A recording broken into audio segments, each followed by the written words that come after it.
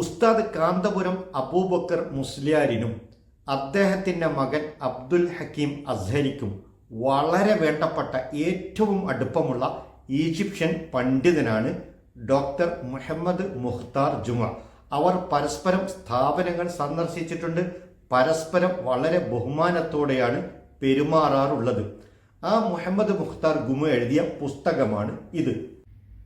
അസ്ഹർ യൂണിവേഴ്സിറ്റിയുടെ മുൻ മേധാവിയായിരുന്ന ഡോക്ടർ മുഹമ്മദ് മുഖ്താർ ജുമ എഴുതിയ അൽ മർഅത്തു ദൗറുഹ ഫി ദൗലത്തിൽ വതനിയ എന്ന് പറയുന്ന പുസ്തകമാണ് ഇത്.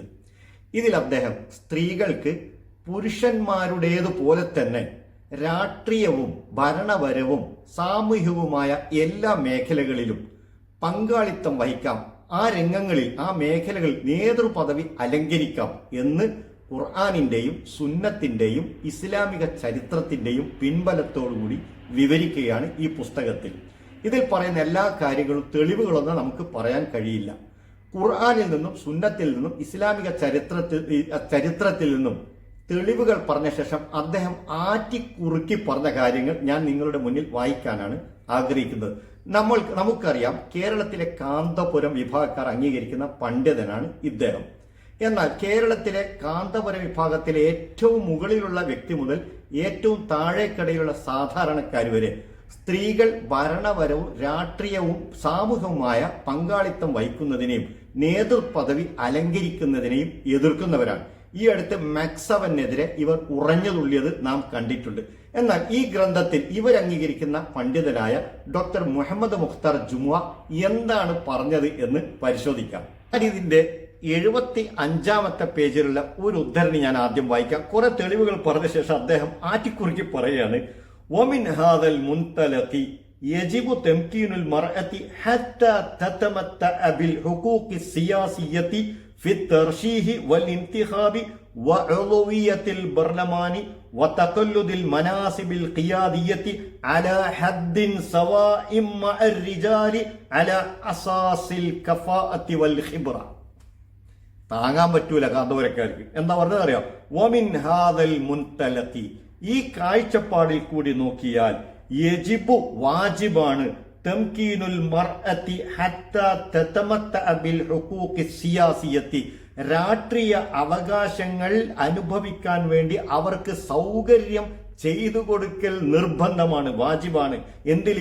ഫിത് തർശീഹി, നോമിനേറ്റ് ചെയ്യുന്നതിൽ, വൽ ഇന്തിഖാബി, തെരഞ്ഞെടുപ്പിൽ പങ്കെടുക്കുന്നതിൽ, വഉളുവിയത്തിൽ ബർലമാനി, പാർലമെന്റിൽ മെമ്പറാവുന്നതിൽ, വതഖല്ലുദിൽ മനാസിബിൽ ഖിയാദിയത്തി അലാ ഹദ്ദിൻ സവാഇ മഅർ റിജാലി, പുരുഷന്മാരുടേതിന് തുല്യമായ നേതൃപദവി അലങ്കരിക്കുവാനും, അലാ അസാസിൽ കഫാഅത്തി വൽ ഖിബ്റ, പരിചയത്തിന്റെയും യോഗ്യതയുടെയും അടിസ്ഥാനത്തിൽ നേതൃപദവി അലങ്കരിക്കാനുള്ള അവകാശം അനുഭവിക്കാനും അവർക്ക് സൗകര്യം ചെയ്തു കൊടുക്കൽ നിർബന്ധമാണ്.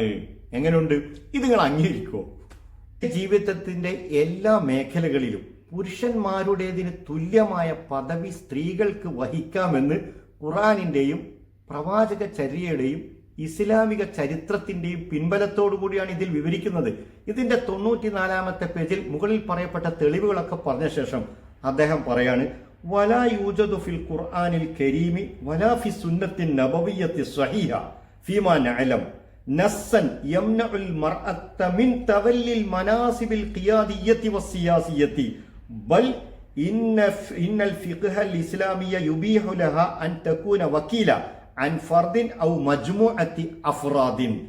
ഖുർആനിൽ നിന്നോ സ്വഹീഹായ ഹദീസുകളിൽ നിന്നോ സ്ത്രീകളെ നേതൃപദവി, രാഷ്ട്രീയത്തിലെ നേതൃപദവി അലങ്കരിക്കുന്നതിനെ തടയുന്ന ഒരായത്തോ ഒരു ഹദീസോ നമുക്ക് ലഭിക്കുകയില്ല എന്ന് മാത്രമല്ല, ബൽ ഇന്നൽ ഫിഖ്ഹൽ ഇസ്ലാമിയ, ഇസ്ലാമിക കർമ്മശാസ്ത്രം, യുബീഹു ലഹ, അവൾക്ക് അനുവദിക്കുന്നു, അൻ തകൂന വക്കീല, വക്കീല ആവുന്നതിനെ അവൾക്ക് അനുവദിക്കുന്നു, അൻ ഫർദിൻ, വ്യക്തികളുടെ വക്കീലാവുന്നതിനെയും അനുവദിക്കുന്നു, ഔ മജ്മുഅത്തി അഫ്റാദിൻ, കുറെ ആളുകളുള്ള ഒരു സംഘത്തിന്റെ വക്കീലത്താവുന്നതിനെയും ഇസ്ലാമിക കർമ്മശാസ്ത്രം അനുവദിക്കുന്നു.